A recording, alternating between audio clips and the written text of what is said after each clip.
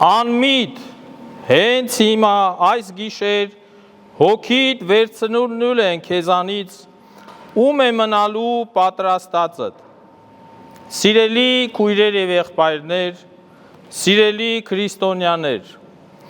Ղուկաս ավետարանիչը մի առակ է պատմում, որ մյուս բոլոր ավետարաններում գրված չէ։ Մի մեծահարուստ, ագարակատեր, շատ քանակությամբ հողեր ուներ։ Մի տարի նրա արտերը արտասովոր առատությամբ բերք տվեցին։ Այնպես որ իր սովորական տարիների բերքի համար ունեցած պահեստները, շտեմարանները չէին բավականացնում տարվա բերքը ամբարելու եւ պահելու համար։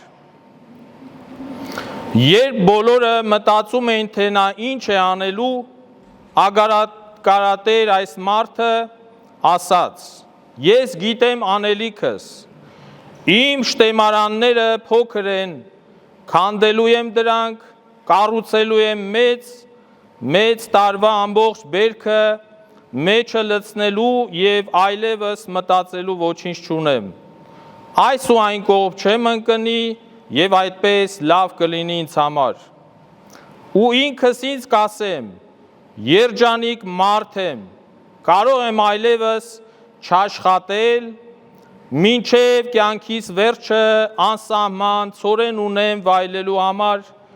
եւ մյուս հարցերն էլ եղել են հանգիստ, նստիր, տեղդ, կեր, խմի, զվարթ եղիր։ Եվ Հիսուս ավելացնում է. Աստված լսեց այս մարդու խոսքը եւ ծիծաղեց նրա վրա։ Գիշերով երևաց Աստված նրան ու ասաց. Այ անմիտ, այ հիմար մարդ, ամբողջ կյանքիդ համար ինքդ քեզ համար հանգիստ եւ վայելք ես խոստանում, բայց կարող ես արդյոք կյանքիդ տարիներն էլ ներկայացնել, երկարացնել, երբ այս գիշեր հոգիդ վերցնելու են քեզանից եւ դու մահանաս։ Այս կուտակած բարիքները քեզ ինչ օգուտ են լինելու։ Ահա սիրելի հավատացյալներ, այս մարդու նման, այս անմիտ մարդու անխելք մարդու նման աշխարհում միլիոնավոր մարդիկ սին, փուչ, երազանքներով եւ մտքերով տարված ապրում են ամեն օր, որոնք իրենց երջանկությունը, իրենց երկարակեցությունը կապում են եւ կուտակում են եւ հարստության գանձերի հետ են կապում իրենց անսահման կուտակած դրամով երջանիկ ու երկյանք ապրելու համար։ Բայց այդպես չէ եւ լավ է, որ այդպես չէ։ Շատերի համար, որոնց ագահությունը վնասում է ոչ միայն իրենց, այլ հաճախ ավերում եւ դժբախտացնում է, թունավորում է այլ մարդկանց կյանքեր։ Աստված երբեք դեմ չէ հարուստներին։ Մեծահարուստ լինել նախ նշանակում է լինել հոգով ներքուստ հարուստ մարդ։ Եթե ներսդ հարուստ չէ Աստծով, բայց ունես շատ փող, դու ընդամենը ոչ թե հարուստ ես, այլ փող ունեցող մարդ։ Հարուստ բառի մեջ հոգևոր իմաստ կա։ Հոգով հարուստ մարդիկ կոչվում են մեծահարուստ եւ կոչվում են բարերարներ։ Աստծո ասում է, որ նախ խնդրեք Աստծո արքայությունը, խնդրեք Աստծո արդարությունը, մնացածը Աստված ձեզ շատ ավելիով պիտի տա։ Հիսուս ագահությունը համարում է մեծ մեղք եւ այս պատճառով եկեղեցին 7 մահացու մեղքերի ցանկի մեջ է դրել ագահությունը։ Ագահ մարդը իր կյանքը ապրում է տանջանքով, նա միշտ տառապում է կուտակելու մոլուցքով, նա միշտ վտանգում է եւ վազում է նյութի հետևից ու չի հասնում, ու այդ պատճառով այդ ճանապարհը լի է տարբեր վտանգներով եւ փորձություններով։ Ըստ էության ագահները անխելք են լինում, որովհետև իրենց միակ ցանկությունը բավարարելու համար կորստյան վտանգի մեջ են դնում հենց իրենց կյանքը։ Ագահ մարդը, որ ներքուստ իր հոգում Աստված չունի, նշանակում է նրա սիրտը լեցուն է նյութով, բայց երբ նրանից վերցրվում է ունեցվածքը, նա պարզապես մահանում է, որովհետև ագահների կյանքը առանց գանձերի հավասար է զրոյի, հավասար է մահվան։ Ագահ մարդը ամուսնանում է ոչ թե իր կյանքի կեսի ընկերոջ հետ, այլ իր գանձերի հետ է կյանքը կապում, միայն իր ունեցվածքի հետ է միավորվում և սա կատարյալ աղետ է։ Ագահության պատճառով մարդը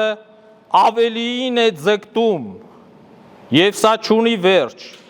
սա դառնում է կյանքի նպատակ և երբ կորցնում է իր կարողությունը, այլևս նրա համար կորում է ապրելու ողջ իմաստը։ Աշխարհում որքան մարդիկ ինքնասպան եղան իրենց կյանքի միայն մի մասը կորցնելով, իրենց կարողությունը մի մասը կորցնելով ինքնասպան եղան։ Ավելի լավ է ունեցվածքիդ զրկվես, քան կյանքից, բայց ոչ ագահի համար կարևոր է իր ունեցվածքը, ոչ թե իր կյանքը։ Սովորաբար ագահ մարդկանց կյանքը շատ կարճ է և երկար նրանք չեն ապրում։ Նրանք տանջանքով ամեն օր մտածում են, թե ինչպես հասնեն չունեցածին, կամ ինչպես պահպանեն ունեցվածքը և այդպես ապրելով հաճախ հիվանդանում են և մաշվում։ Կա մի շատ հին իմաստուն խոսք.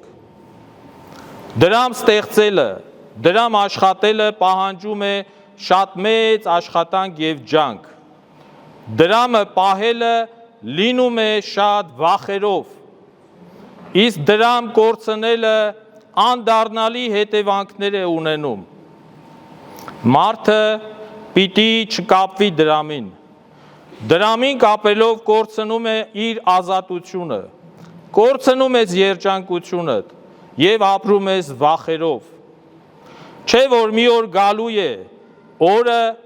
որ ամեն մեկս գնալու ենք հանդերձյալ աշխարհ և ամեն ինչ թողնելու ենք այս աշխարհում, մերկ գնալու ենք, ինչպես որ մերկ էլ ծնվել ենք։ Եվ հիշենք, որ դագաղը գրպաններ չունի։ Հիշենք Տիրոջ խոսքը ու չմոռանանք, քեզ համար հարստություն մի դիզիր երկրի վրա, որտեղ ցեցը, ժանգը, փչացնում կամ հափշտակողները գալիս են և գողանում են քեզանից։ Ձեր հարստությունը երկնքում կուտակեք, որտեղ չկա ցեց, ժանգ և փչացնողներ չկան, և հափշտակողները կարող են ձեզանից գողանալ, որովհետև որտեղ ձեր ունեցվածքն է, այնտեղ էլ լինում են ձեր սրտերը։ Մարդու կյանքը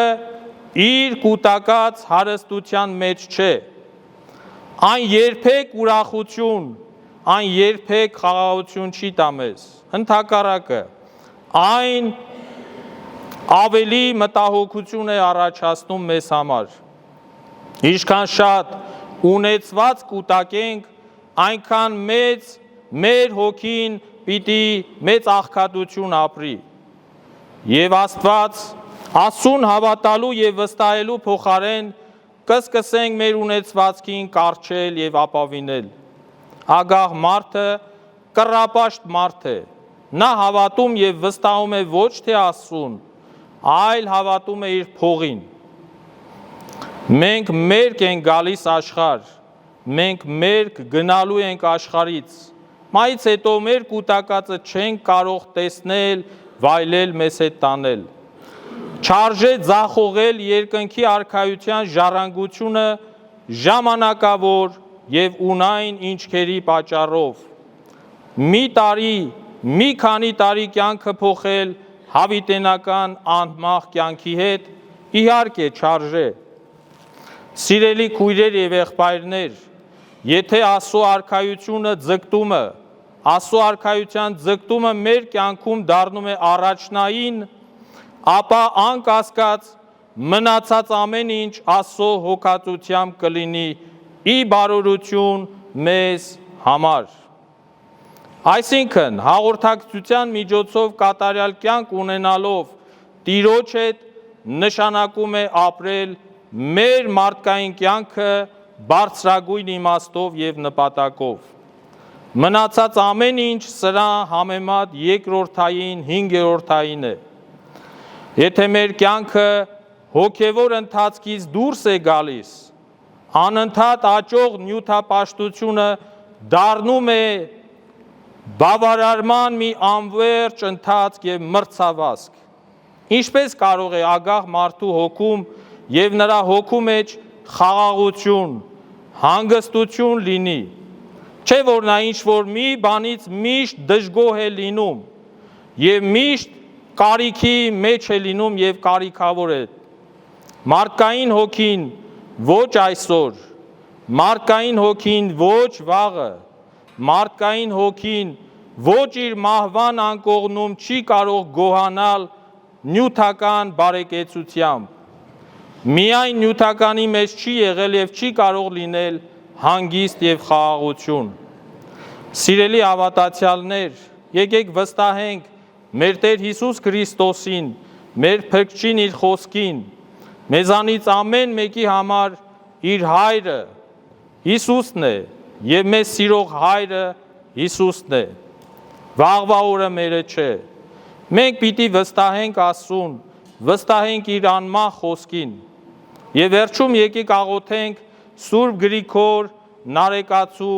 Մատյանի խոսքերով։ Որդի Աստված, Հիսուս Քրիստոս, ամենօրտնյալ, անքնին ծնունդ, դու փառավորվյալ Հայր Աստծո կողմից, քեզ համար չկա ոչինչ անհնար եւ անկարելի։ Երբ ողորմությանդ փառքի անստվեր ճաճանչը ծագի, հալչելու է մեղքը, կհալածվեն դևերը, կջնջվեն հանցանքները, կխզվեն կապանքները, կխորտակվեն բոլոր շղթաները, կկենթանանան ննջեցյալները, կբուժվեն բոլոր հիվանդները եւ վերքերը կառողջանան, կվերանա ապականությունը, կգնա տխրությունը, կնահանջեն հեծությունները, կվերանա խավարը եւ գիշերը, կծրվի մարախուղը եւ մռայլը կփարատվի, կգա աղջամուղջը, կվերանա մութը ու գիշերը կանցնի, տագնապը տեղի կտա, կչքանան չարիքները, հուսահատությունները կհալվեն եւ կկարգվի քո փառքը ամենօրտնյալ, քեզ վայել է փառք, իշխանություն եւ պատիվ, այժմ է միշտ եւ ավիտյանս հավիտենից ամեն, Տիրոջ աստվածային սերը, Տիրոջ ողորմությունը եւ բարերարությունը թող լինի ամենքիս համար, ամեն։ Սիրելի հավատացյալներ, մեր եկեղեցին այլևս լուծված է ջեռուցման հարցը, տեսնում եք, որ ջերմ է եկեղեցին եւ սա շնորհիվ մեր լավ հայորդու Շարգեձյան Գագիկի կողմից նվիրաբերված վառարաններ։ Եկեք աղոթենք Շարգեձյան ընտանիքից, Գագիկի ընտանիքի առողջության համար, թող Տերը իր նվիրատվությունը, որ կատարել է, օրհնի եւ բազմապատկի, խաղաղություն, ամենեցուն։ Եվ տուր